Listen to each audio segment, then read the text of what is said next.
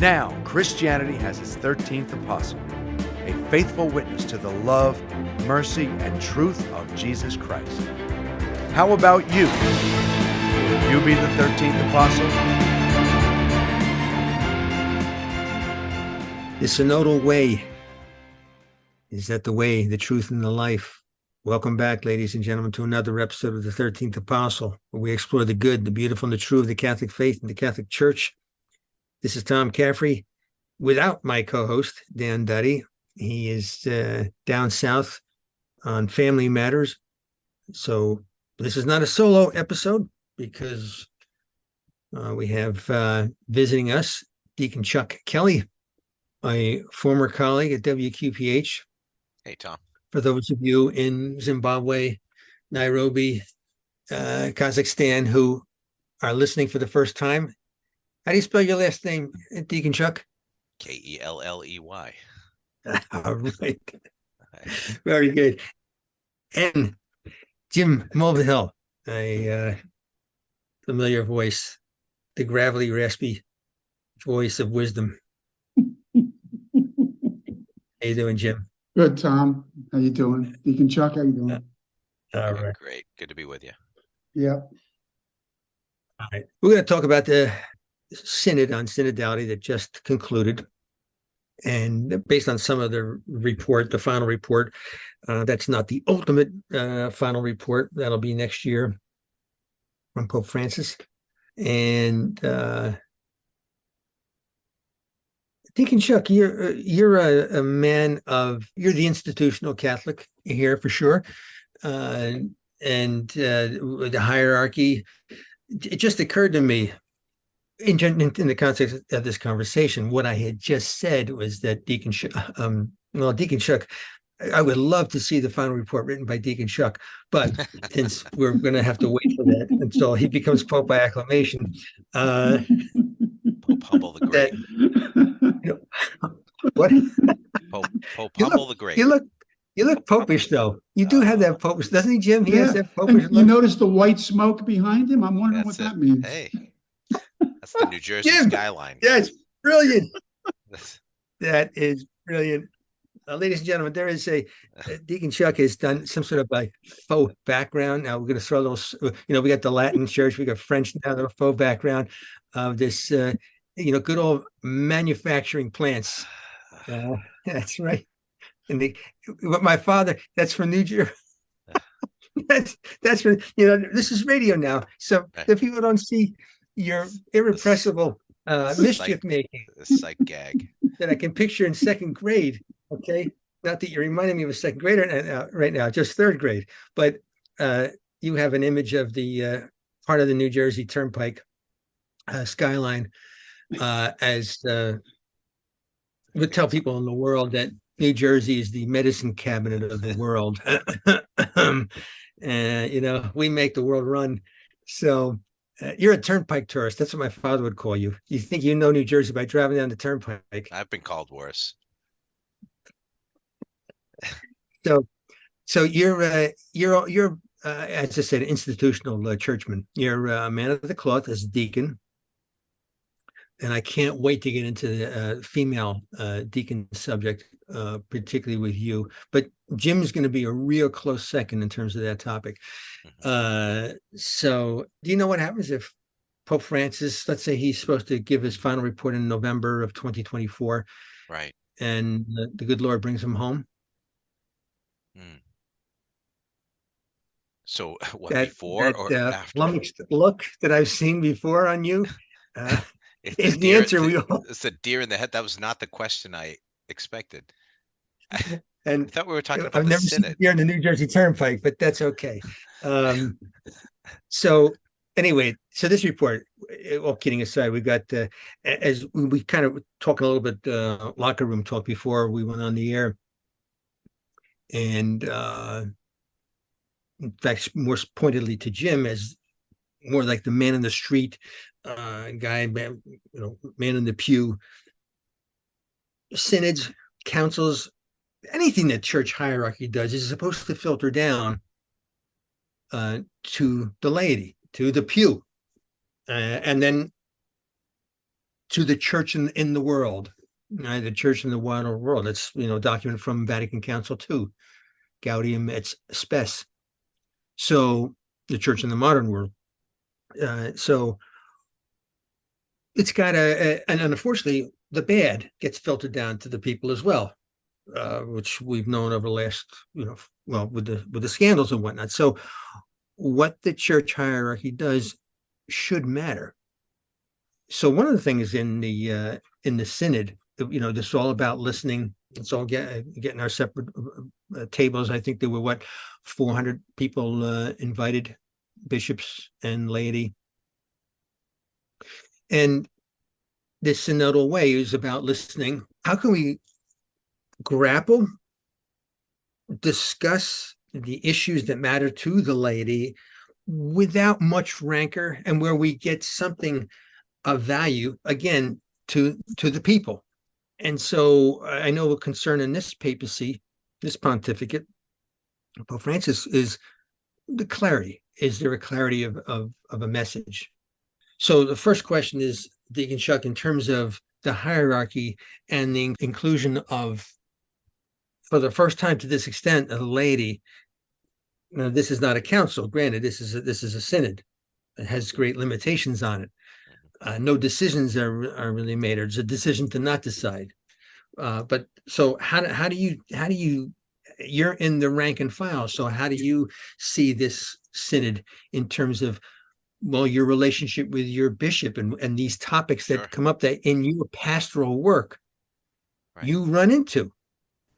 Yeah, no, absolutely. And yeah, there's a lot of good questions. And I think a lot of it is very new for so many of us. This is not something that we've had to, as you say, grapple with before. So I think we're all just trying to run and kind of get caught up. In doing so, we were talking earlier about the synod, the website itself. I don't want to know what every pundit in the world is saying about the synod. I don't want to get my information from someone else's opinion. I want to know what the synod itself is saying. Where do you go? Where do you go to get the source? And that's the synod.va. So www.synod.va.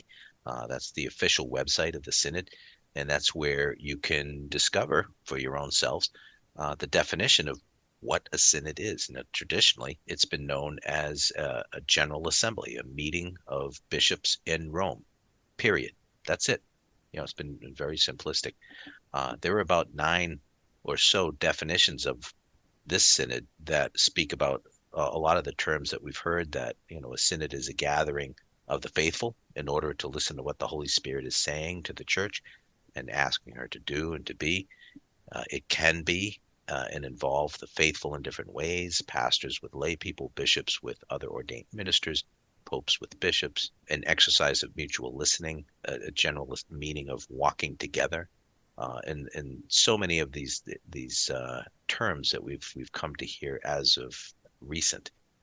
So again, I would just say that it's what do I think of it? I think it's new, and I think it's something that we continue to try to figure out what it is, just because there's so many different definitions. And to be honest with you, at this point, I can't quite nail it down to a particular sentence or distill it down to any one definition. Yeah. Okay. Well, we got to get beyond the definition, because we got to, people want to know, what did they say? And what's going to change? Is anything going to change? Jim, do you have any concerns about the synod and what they're mulling over? Well, as you refer to me as the man in the street. I might be coming at it from a different direction than either of you two. First of all, you had used the phrase I believe you used the phrase, or I'm paraphrasing you, is this being directed by Francis? And I'm going to use the wrong term. I've never been a big fan of this Pope, and mostly because he seems to give mixed messages. At least the way I interpret some of his statements. I just have a hard time following his thought process sometimes. I kind of have the idea of which way this synod is leading, is leaning, and which direction it seems to be wanting to take the church. It's certainly not a the typical traditional church that I grew up knowing. But there was one other thing I thought of is it a false premise that this synod is looking to be more inclusive and to listen more to people? But isn't that a false premise? Has the church not been listening? Has the church not been shepherding all its people? It's just confusing. I've been trying to follow it for the last couple of weeks. I followed Deacon Chuck. I follow on that website. I've also caught Raymond Arroyo a couple of times in some of the interviews he's been doing with people who are there, and it just I don't know. I come out as a man of the street, man in the pew, confused, and I think it's going to lead to a lot of confusion in the pews. That's just my personal opinion, So if they come to, well, I guess while everybody's waiting for the as I said, the ultimate final report from Pope Francis, it's going to be, we're going to have hash out sessions after hash out sessions, maybe wondering what decisions he's going to make. Will it impact how it will impact us?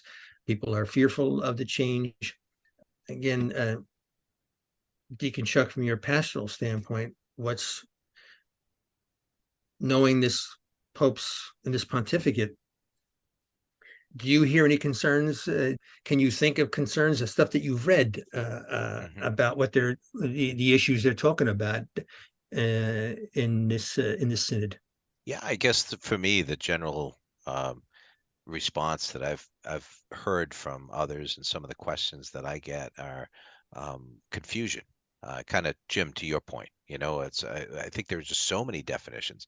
About what though? Well, what is the synodality? What is the synod itself? I mean, there's again 9 definitions of the synod. There's synodality itself. That's a whole brand new word, and it seems to have elastic borders. It's Yeah, but they're not concerned about that, though. It's like the issues. What are the issues in the synod that concern? Well, like yeah, I think, alluding to. What is it going to lead to if you don't understand the definition? Look, if we're going to have a conversation and you don't understand what the words are, how are you ever going to understand what the fruit of that is going to be? Clarity equals clarity. Confusion equals confusion. I think so. About what though?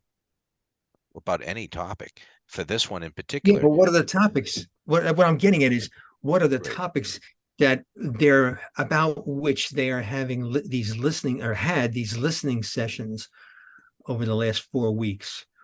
The concern, I don't think the concern is about what a definition of synodal or synodality. It's what are they talking about doing in this synodal process? I mean, let's get to it. Let's get right to it. I mean, with the concern about female clergy. Yeah. Who is the synod aimed at?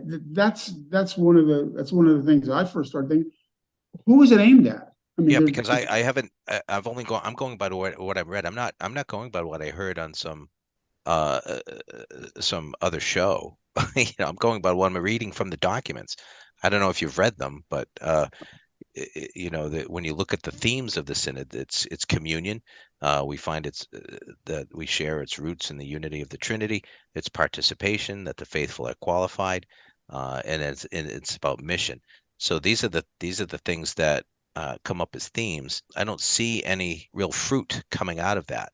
You say, well, what is the hot topics, right? Where are those coming from? Identify them if you want. Let's do a parallel with our congressional body. That we know that the only way we can know is in the history of probably publications of news media throughout human history, pamphlets, documents, whatever it is, websites, TV, radio in the modern age, the internet, social media. What's declining? What's the concerns if Congress has a bill and there's all these constituencies that are in this bill or want something in that bill, well, then certain things are kept in and certain things are taken out, and they both have significance. So that's what I'm getting at with this synod. What the concerns about, there's a lot of energy about LGBTQ. There's a lot Sure, of yeah, energy about about the concerns of female blessing clergy, same-sex marriage, about women and ordinations, all of those things which I've heard time and which time they're again. doing, which But, they're doing in Germany and Belgium. but doesn't that strike at the underpinnings of the church or church teachings? When you look at, if we're talking about the synod, or we're talking about what others are doing, and before the synod is even concluded, or there's some final documents. I guess No, we these know. topics were discussed throughout the synod. So it's not like, okay, well, there's nothing in this final document. Why isn't there anything? Because people in the pews are going to be asking, women are going to be asking, why weren't women included in this document about clergy? Whether it's deacon or priest is really stretching it big time. LGBTQ, they're going to say, hey, we want our union blessed. Why isn't that in there? We're not going to, we're going to leave the church because we don't want this. So I mean, it's not just those two issues. And in America, those are probably the two biggest ones. But it's like we have a blue ribbon commission, and there's no decision. Now, granted, in the synod, there's not supposed to be a definitive decision, but this is like kicking the can down the road, which is what politicians do all the time. Exactly. Well, that's what the synod purpose. If you read the definition of the synod purpose, it says it's not to produce documents, but to plant dreams, to draw forth prophecies and visions, allow hope to flourish, inspire trust, bind up wounds. So should women dream Speak. about being clergy? Well, it seems like it's a dumping of all of these puzzle pieces on the table. There is nothing's finalized here. To me, it's a big dumping of all of these ideas and thoughts that are coming from all the quarters that have been invited to give air to. So I think at some point there'll be some final statement that will hopefully at least make sense of it and determine some direction. Well, the Western Europeans, they want some of these big social changes. The Africans don't. Now I'm generalizing, but I don't. I get you. Everything I've read, I'm not far off. So right. This is that they do talk about in this synod, in the document, about accompaniment. They talk about co-responsibilities right between the laity and the clergy, especially the bishops. Yeah, I've heard some people, some of the laity, I've heard some of the religious sisters, and if they're from Western Europe, they have a totally different view of what the Catholic Church should be than somebody from, let's say, Eastern Europe or Africa or Asia. Yeah. Sir. Yeah, and I think that's probably one of the biggest concerns I would have, is that, it's been said that the church is neither a monarchy or a democracy, which is actually, it's not true. I mean, of course, the church is a monarchy. And by the way, in all of those definitions, whether you're talking about the synod or synodality or Jesus is not mentioned once. The church is a monarchy. We have a monarch. It's Jesus Christ, the King of the universe. He's the King of kings, the Lord of lords, right? There are 42 kings over a period of 100 years in the Old Testament. We've got King Saul, King David, King Solomon. and by the way, we have a queen. Of course it's a monarchy. Our Blessed Mother, when you're baptized priest, prophet, and king. Bishops are called princes of the church.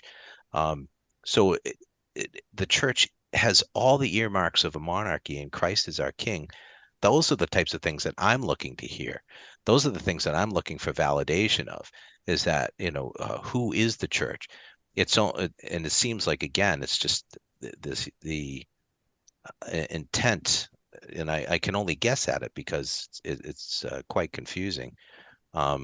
It just seems to be, this dumping out of all of these puzzle pieces to almost try to figure out what the church is. I think only hopefully to come back to the realization that it is a monarchy and we have a king. Yep. But Does that make sense? I mean, well, I see this almost as a Pandora's box. Once you've got this box open and you dump those pieces out, I can almost see a schism in the church over this. I really can, because you knew the lead up to this synod, you kind of knew the discussions that were going to take place. Women clergy, LGBTQ2, and some other topics. But you kind of got the idea of which way this was going to slant. And I don't see anything. I don't see anything good coming from this. And then when you talk about, I don't see anything clear coming from it. I just don't see any clarity. Well, if it's not using your phrase, if it's not clear, then it's not good. If you don't have clarity, then it's not good. And I don't see clarity coming from this. I see more confusion coming. Yeah, I mean, like I say, I think at the end of it, hopefully after there's, when you've opened up the door for the dialogue, that there'll be some fruit. I mean, it does in a way seem like it's a war on clericalism. I think that's always been thrown around, is that, the clericalism is an ill of the church. It's a perversion. And, the reality is that we do have a monarch. And I think that, I don't know whether it's a battle against hierarchy, but the church is indeed a hierarchy. I mean, would you agree? Absolutely. Absolutely. Right. And so, but it's also a bureaucracy, just like any other bureaucracy too.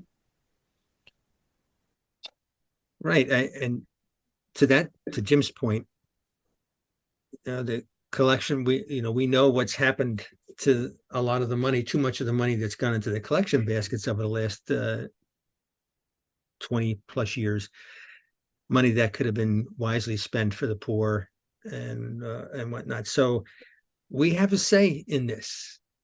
This is we are part of the mystical body of Christ, even though it's this a monarchy. It's we have a say, and I think to wrap this up, I would say that my concern is that there were, in my opinion, there was too much focus on what's called a Christian anthropology, which is man as the focus, as opposed to divine revelation, and that might tie in with what Deacon Chuck said about didn't see a mention of Christ. Right. So, all right. Well, we haven't pushed this can down the road. We're chasing that can. We're chasing the church to say, hey, listen, okay, you're going to stop. You're going to make a decision, but let's, we want you to hear our voices as well, crystal clear. So, all right, guys, good conversation. This is, it's going to go on. Oh yeah. Maybe until late 2024. So God bless you guys. God bless. Great. God bless. God bless Deacon Chuck. God bless Tom. Angeles, followed by your prayer intentions with Peter and Jemmy, WQPHradio.org. Your support means a great deal to us and makes it easier and more enjoyable to do these episodes. So thank you, ladies and gentlemen. God bless all. You are listening to WQPH 89.3 FM Shirley, Fitchburg. And now a word from author Peter and Jemmy, who is the host of Your Prayer Intentions, taking place every Saturday at 12:30 p.m. Whether you're donating money or giving us prayers, without you, we don't go on. And if you do want to help us go on, please consider going to WQPHradio.org. There's a donate button there. You can give once, you can give monthly, and it makes a difference. It keeps all of our shows, and we have a great lineup of shows, keeps us going. And whether you're a fan of Your Prayer Intentions, whether you like Steve's show, Benedict's Harris Sundays at midnight, whether you like Brother Matthew and Brother Anthony from the Housetops, which is on Sundays 10:30 a.m. and 4 p.m., whether you're a fan of the Children's Rosary, which we have every day at 5 p.m., 7 days a week,